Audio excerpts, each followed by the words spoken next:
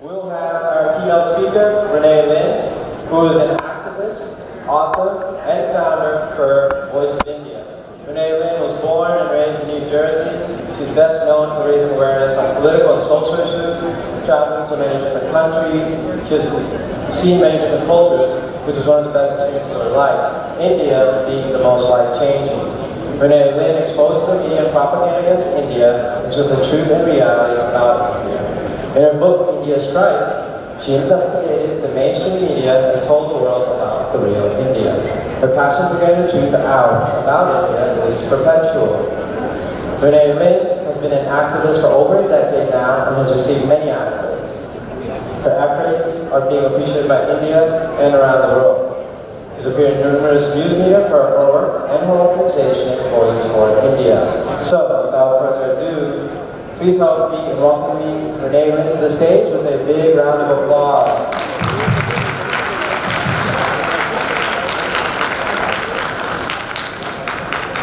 Pleasure here this evening. I love celebrating in Indian festivals. They are the absolute best. I'd just like to thank Isha for the work they are doing in society, empowering Hindus to become a voice in the political and social arena, and for this amazing Diwali event tonight. Thank you, Disha, and the sponsors for your incredible work, for all your hospitality. Everyone is just amazing. Thank you. As you know, I'm Renee Lynn. I am a proud Sanatani, a follower of Sanatana Dharma. Tonight, I want to share with you my story, my love for India, and how the Voice for India project and being a voice for the Hindus, doing my Dharma, all became about. I like to share my story with you because folks find it motivating and inspirational, and I hope it resonates with all of you tonight. My first trip to India was back in 2009, and since I've been back many times. I was smitten with the hospitality that India folks showed me. Traveling to many countries, I never received so much hospitality and generosity towards a foreigner like I have in India. My heart and soul fell quickly in love with India, its folks and culture. So much so that I kept coming back every year. I consider India my motherland also. I've learned all about Sanatana Dharma and its tenets. All humans are divine, to practicing non-violence to Dharma. Sanatana Dharma is rich in wisdom and humanity. Traveling through all out India since 2009, I've noticed a huge change in India since Prime Minister Narendra Modi first took office in 2014. I've noticed the airports are safer, less corruption everywhere, and just in general, a safer and cleaner India. The Clean India mission is a great initiative, along with Make in India and Digital India, and there are many more projects Modi has accomplished.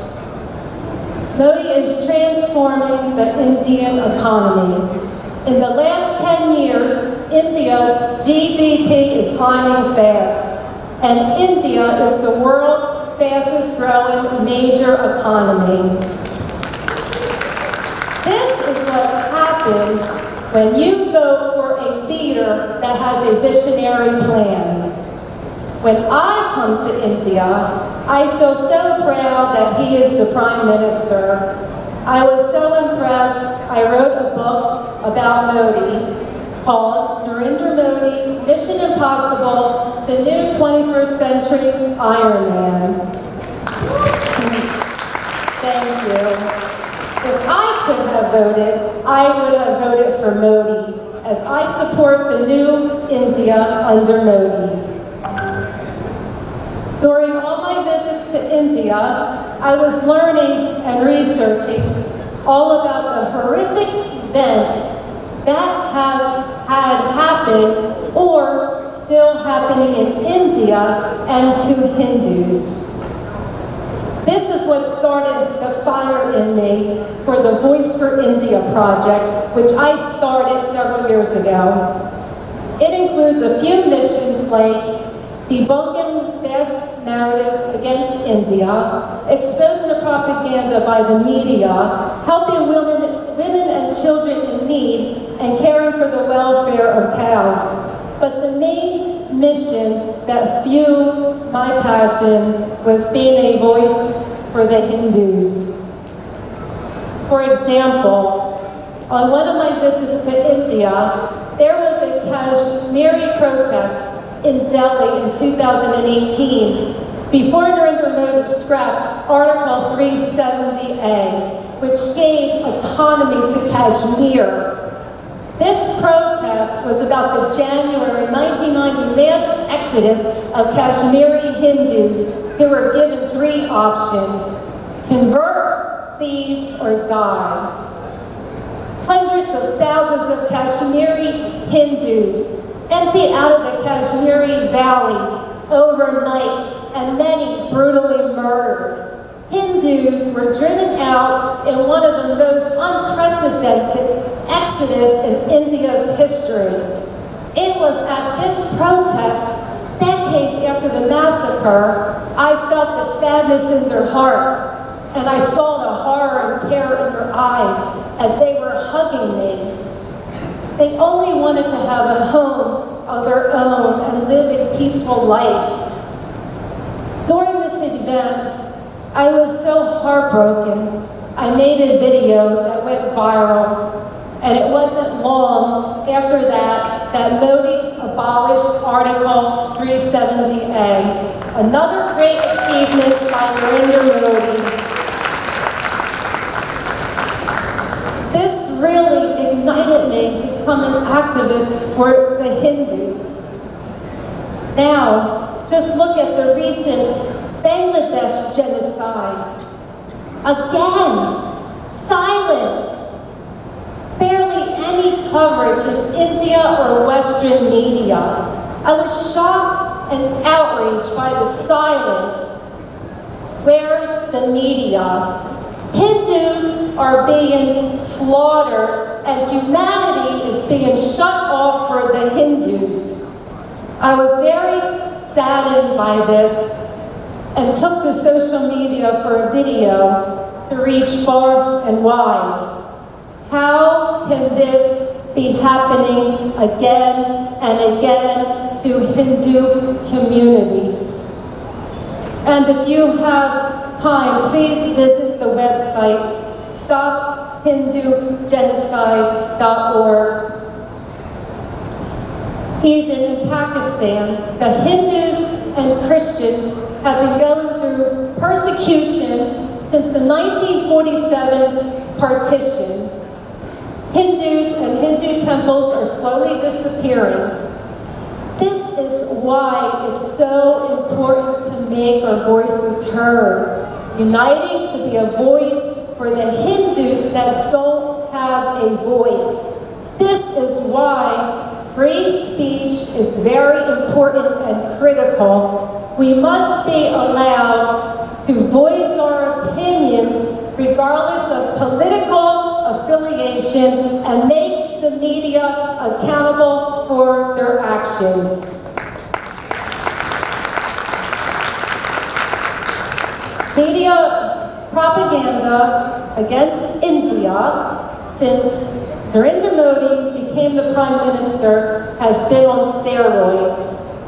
The mainstream international media's perceptions are a very complex phenomenon. They can be erroneous, distorted, and even outright lies, and often marketed as the ultimate truth. Unfortunately, India has been a victim of such propaganda. The West has always seen India through British eyes, which had an agenda to justify their rule by portraying India in a very dark light. But truth remains. India has gifted the world with yoga, Ayurveda, chess, the number system, astronomy, and the list goes on and on.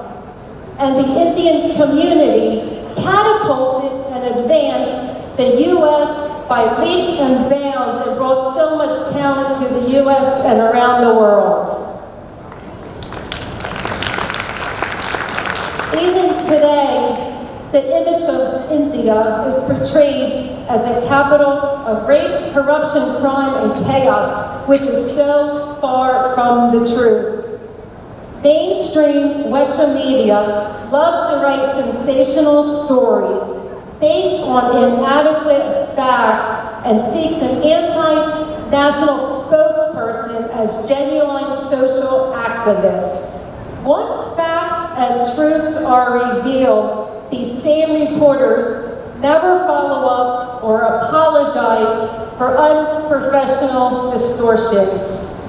And I hold the media accountable for the 2 attempted assassinations against former President Trump. That's why it's so important to make our voices heard. That's why freedom of speech is vital and the lifeblood of democracy. That's why it is important to do our Dharma, whether it's being a voice for the Hindus or to combat the media's deception, or maybe it's an issue that has a lot of people concerned here in the USA. For me, I am also very concerned about issues that have been happening here in the U.S. I'm very concerned about respect for law officers, free speech without deplatforming, protecting a person's faith, and protecting our borders, to name a few.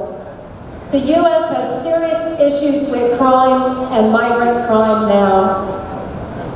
With the upcoming elections, it's a privilege to vote and crucial. Every vote is pivotal in an election. Sitting on the sidelines gets nothing accomplished. Being active and doing your Dharma matters. Whether it's a vote in an election or something that makes a difference in a person's life or community. For me, activism for being a voice for the Hindus or combating the media's deceptions to make sure I vote in every election is my Dharma. I'm proud to do my Dharma to make a difference, whether in the USA or India. When citizens exercise their Dharma to elect, they must vote for those who understand Raj Dharma. Their duty to protect citizens, the state and its borders, and preserve the foundations of the Republic. It's a great privilege for us that we are citizens of this great nation. So we owe a duty to serve, preserve, and protect. This is what Sanatana Dharma encourages us to do. It is important to stand strong because Hinduphobia is real, as seen across the U.S. I am a pure example of this, a victim, having faced discrimination for being a Hindu in one of my previous positions, which forced me to take legal action. I chose to stand up for myself against this Hinduphobia. I took action, sued, and they settled out of court. This underscores the importance for Hindus to engage in their civic duties. It is crucial to make our voices heard, so we aren't overlook or accept behavior like this. And it is crucial to practice seva. Seva means selfless service, given freely, service given out of love, with no thought of reward. Doing seva is easy for those who want to give. Doing seva is difficult for those who want to get. It has been said that work done as seva is love made visible. In this sense, seva is a way of expressing our devotion. A task can only be said to be seva when served without ego or pride, without expectation for any gain. Seva is about giving, not getting. In closing, thank you and much appreciation to the Indian community for all your seva, all your contributions to America. The world is a better and brighter place. And India of today is a shining light for all its spirituality, a beacon of nonviolence that never attacked or invaded any country, and has gifted the world with many inventions and discoveries.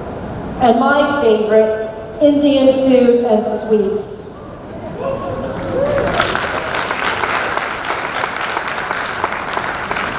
Never relinquish your core Indian traditions that have been kept in place for thousands of years, because they changed my life and others and are the best of the best.